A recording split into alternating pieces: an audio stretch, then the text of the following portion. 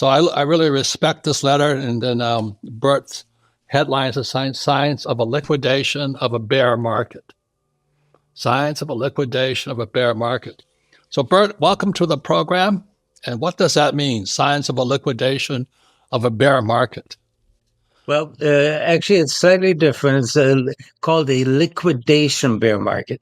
That's different than a bear market because of different other factors. This is a liquidation of big stock portfolios.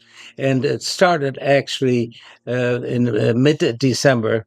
If you want to get the biggest turning point, that's when Tesla made its top. We call it that top to the exact day of Tesla is that Tesla is going to go down over 50%.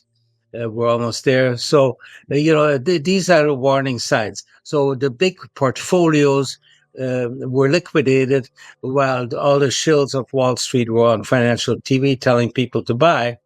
And it was an easy story because the election was won by a person who probably will be the greatest president in the history since George Washington. And this is fantastic long-term news. But in the short term, when you make an omelet, you got to break some eggs. And this is where we are now. And the portfolios, stock portfolios, people never look at the valuations. We had the most overvalued market probably since 1929, depending what statistics you use. And overvalued, and on top of that was over leveraged. People are no longer satisfied with just a simple ETF. No, they have to have double leverage and triple leverage. And then they have their 1 day ETFs or 1 day options. The speculation has been insane. Absolutely. And now we're seeing the liquidation of this insane speculation. That's a lot of money to be lost. And of course, the smart insiders, the big smart money, they sell ahead of time while they're encouraging the public to buy stocks. Okay. You remember, in a bear market, somebody has to hold the stocks. Okay.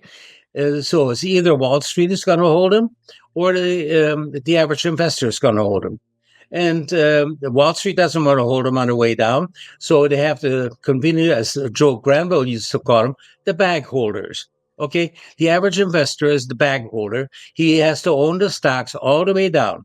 And at the bottom, they have to be told, oh, it's the end of the world. This is terrible. Everything's going to melt down. And this is where the big smart money then goes to buy. But by that time, your stock portfolio may be down 50% or even 80%. Usually the big bear markets have resulted in one index, usually the NASDAQ, to be down 80%. People have to remember that. And you may think that you're going to ride out a bear market. But when you're down 80%, you're going to chicken out. You're going to sell at the bottom. So that's why I want to say this is the Wellington letter. Make sure the headline again. I strongly suggest people get it, read it, understand it, because you have a line here that says, investors who are easily swayed by the experts in media should do their own homework. And so what you're saying, it's the media is not as forthright as it should be. Well, the masses, there's an old saying, the masses are asses. The masses are always used as fools, okay? And we saw that again, not only in the stock market, but look at what happened with COVID. The masses were told they got to have that vaccine because it's so effective and it's so safe. And all of that was baloney. Now we know it was totally unsafe. In fact, the latest statistics have that 16 million people died from the COVID vaccine. That's incredible. 16 million people were killed with that hoax of the vaccine. We kept telling people in the Wellington letter, they said, don't get the vaccine. Don't listen to your doctor, because all the doctors, they were either in on it or they were too dumb. They don't read and they didn't even know what mRNA was. I knew what mRNA was for over 20 years because medicine is kind of my hobby for the last 50 years. My degree is in chemistry. It's not in business, not in economics. Okay, so uh, I know a little bit about science, although I don't claim to be Mr. Science as Dr. Fauci. Fauci is the biggest fraud that we have in the field of medicine. Okay, and hopefully he will get prosecuted. But you always have to go against the masses. When the masses are always, I heard people coming to me, oh, yeah, I got my third booster shot. Well, now we know from scientists, they say if you have had three booster shots, you will probably have bad side effects for the rest of your life, or maybe even you will get turbo cancer. Turbo cancer, it goes from zero cancer to deathly stage 4 cancer in about 3 months. That's turbo cancer.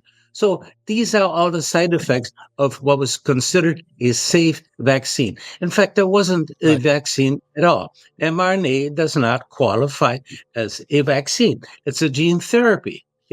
And we warned about it in the Wellington Letter. So not only do you get good economic analysis that's contrarian, the best investment timing advice you can get in the world, but you also get good, necessary medical information sometimes. We don't tell people you should do this and this, take these and these pills. No, everybody has to make their own decision. But we on January 26, 2020, we did our research showed exactly that this was a Wuhan laboratory leak. The article was from India, from a magazine in India. We read a lot of the foreign press, and because the U.S. press it's propaganda, it's not worth reading. And this even had the name of the top 2 scientists at the Wuhan lab. And it said exactly that was gain of function research financed by the USA, by Dr. Fauci and his people, and Darcy. And they even had tried to get DARPA, which is the secret intelligence agency for the Defense Department. They tried to get involved in that, but it refused. So, this is the kind of information that you want. We do so much research, the best research money can buy, and it save your life, not only your portfolio. Yeah. So that's why get Bert's letter, because I follow what he says. And, what you said years ago is coming true now, is because so many young men, young athletes who took that vaccine are now crippled.